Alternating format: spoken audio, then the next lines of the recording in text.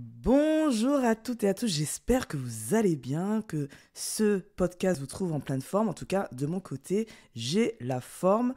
Nous allons parler dans cet épisode d'une question parce que j'ai besoin de savoir quelle est votre perception. Est-ce que vous voyez la vie comme une jungle ou est-ce que vous la voyez comme un terrain de jeu? Alors, j'avais fait un petit exercice à un moment donné quand j'étais salarié en entreprise. On faisait ce qu'on appelle une sorte de team building, séminaire avec l'équipe projet.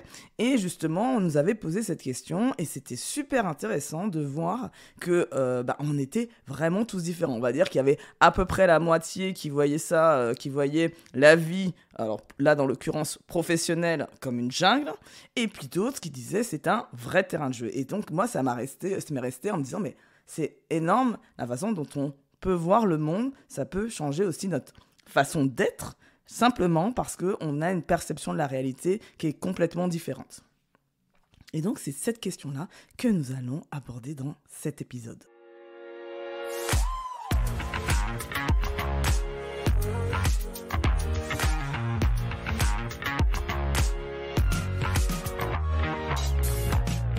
Alors, imaginez, vous avez un obstacle devant vous et, par exemple, vous dites, il y a un truc qui coince, quelque chose qui ne va pas comme vous vouliez. Quelle est votre toute première pensée?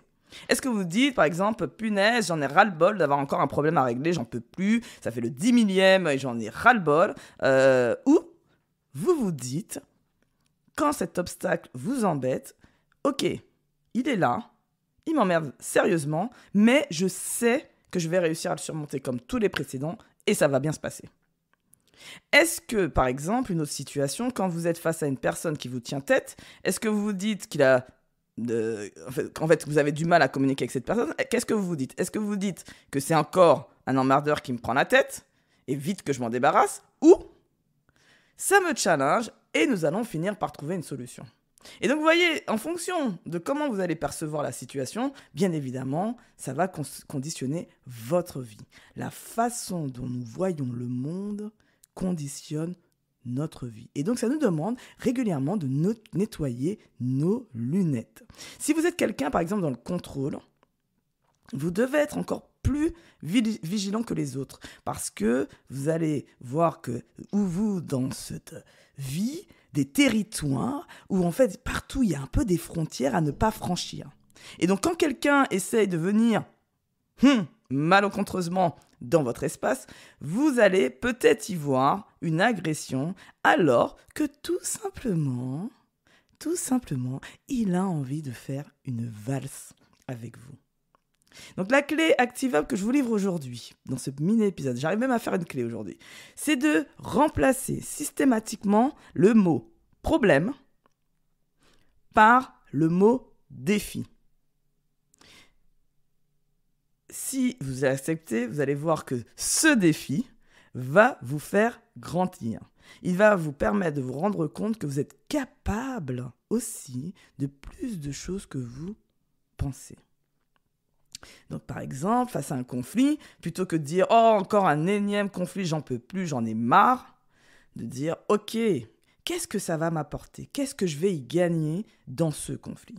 Ça va me permettre d'améliorer mon écoute active, par exemple. Donc, il y a quelques épisodes quand même dans le podcast à écouter, parce que je parle beaucoup d'écoute active, même si je ne dis pas le mot comme ça, j'en parle. Ça permet de développer son intelligence émotionnelle. Ça permet d'élaborer de nouvelles stratégies de communication et qui seront certainement de plus en plus complexes.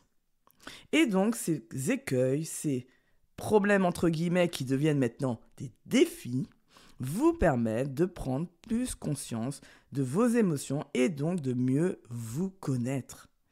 Donc tout ça pour ça, en vous challengeant, en essayant de remplacer pour ceux qui voient le monde comme une jungle, eh bien, ceux-là vont rentrer tout doucement dans le camp de ceux qui voient la vie comme un terrain de jeu. Et je vous assure que les enfants qui sont en nous, parce qu'on a tous un petit enfant en nous, je vous assure que quand vous pensez que c'est un terrain de jeu, vous vous éclatez et vous avez envie d'y aller. Donc sur ce, les amis, j'espère que ça vous aura aider. N'hésitez pas à me faire des commentaires, à mettre une petite note.